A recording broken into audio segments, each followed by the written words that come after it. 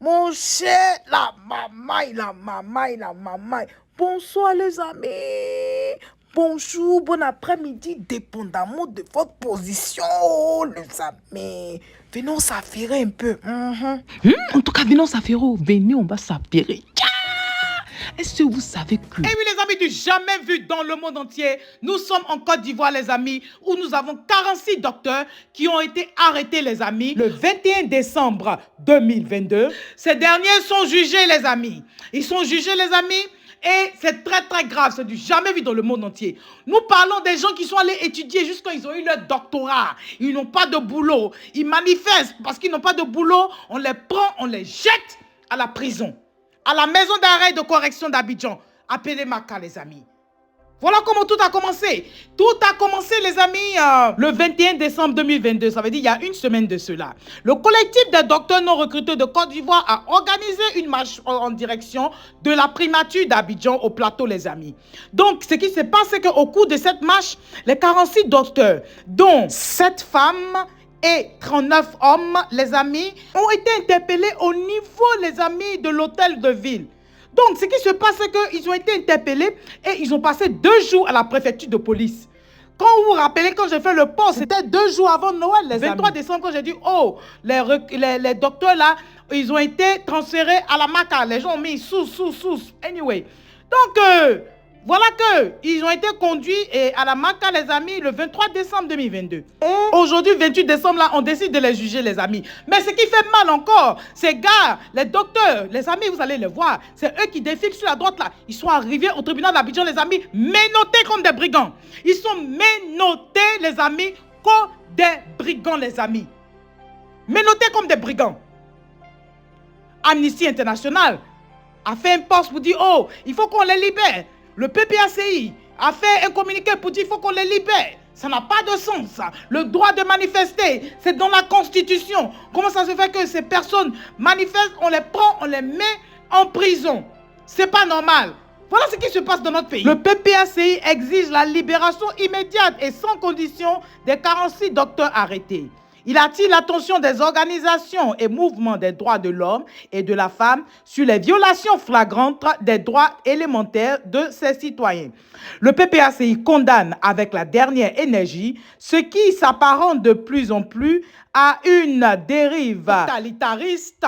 Le PPACI invite également l'État, dans l'ensemble de ses composantes, à asseoir une plateforme inclusive d'échange en vue de résoudre définitivement cette problématique.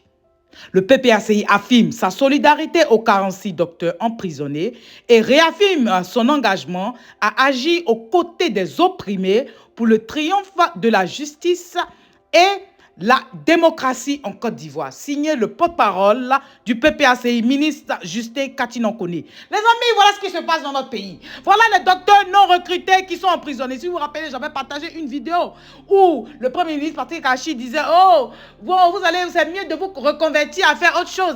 Reconvertissez-vous pour faire autre chose. Si vous ne trouvez pas de boulot, reconvertissez-vous. Même dans les pays développés, les gens se reconvertissent. Mais ce qu'on oublie, dans les pays développés, les gens se reconvertissent parce qu'ils sont sûrs de trouver un boulot. Ils sont sûrs de pouvoir eux-mêmes créer un boulot où il y aura des revenus, où il y aura des employés, où il y aura des gens qui vont acheter, où il y aura des gens qui vont les soutenir. N'est-ce pas? Eh oui, des personnes qui pourront les soutenir financièrement parce que c'est très facile en Occident de pouvoir prendre un prêt bancaire pour pouvoir faire ton business. Tu peux prendre un small business loan, tu peux faire ton business, tu peux payer un peu, et puis au fur et à mesure, tu crées encore d'autres business, tu emploies des gens, tu fais ce que tu veux. Vous comprenez?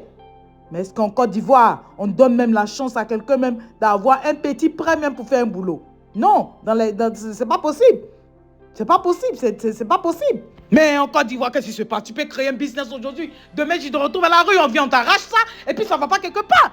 Vous comprenez? Donc, on ne peut pas nous demander, on ne peut pas demander à ces personnes qui ont fait plusieurs années d'études, qui ont dormi dans les amphis, qui ont dormi dans les escaliers des universités, qui ont dormi dehors, qui ont dormi dans... Non, mais c'est pas possible.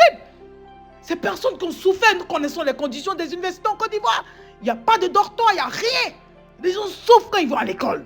Comme si on voulait décourager les gens à faire de hautes études.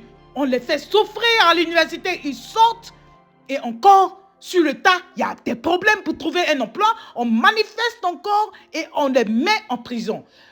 c'est trop dans ce pays. Non, c'est pas possible, c'est pas possible quand même. Quand le président Laurent Gbagbo allait dans la mer, il y a des gens qui ont brûlé, comment on appelle, un bus, tout ça là, il y a eu des personnes. Est-ce que ça allait quelque part? On n'entend rien, on n'a pas entendu que des gens ont été jugés. Voilà le petit Toussaint Kofi, en 2020, qui est parti comme ça. Est-ce qu'on a jugé ceux qui l'ont éliminé? Aujourd'hui, est-ce qu'on a jugé ceux qui l'ont éliminé? Mais franchement, c'est grave ce qui se passe en Côte d'Ivoire. Et chaque jour que Dieu fait, les gens s'asseyent là, ils regardent les vidéos comme si c'était un film. Comme si c'était un film.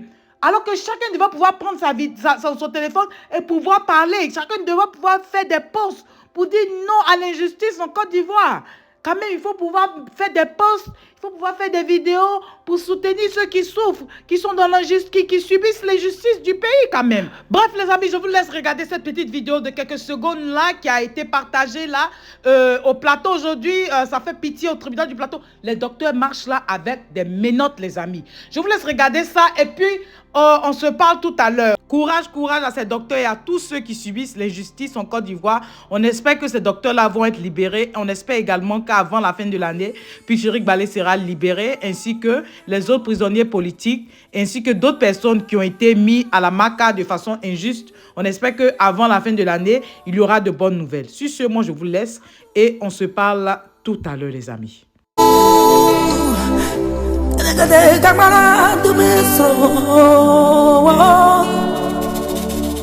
Que dire, que faire quand l'injustice flagrante frappe mon pays de plein fouet?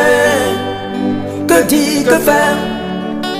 30 ans à lutter pour la démocratie, bâillonné, muselé, aucune lame, non, aucun couteau ne m'a jamais effleuré les mains. Que dire, que faire quand j'ai tout sacrifié? Moi qui un jour de septembre 2002 fus attaqué. Quand des démocrates sont assassinés, des populations sont massacrées et que je suis l'accusé. Que dire, que faire quand le crime court de victoire en victoire et grâce au balin? De Pretoria à Makoussi en passant par Accra et Lomé. Quand l'international se mue en communauté internationale, de 5 grands confondent sur moi, tel un prédateur affamé sur sa proie. Mon crime vouloir le bien de mon peuple, mon crime vouloir le bien de l'Afrique, mon crime vouloir le bien des Burnis, vouloir le bien de tous ceux qui me sont chers. Bako, ayo, ayo, ayo, bako, ayo, ayo, Béazin, entre les lieux.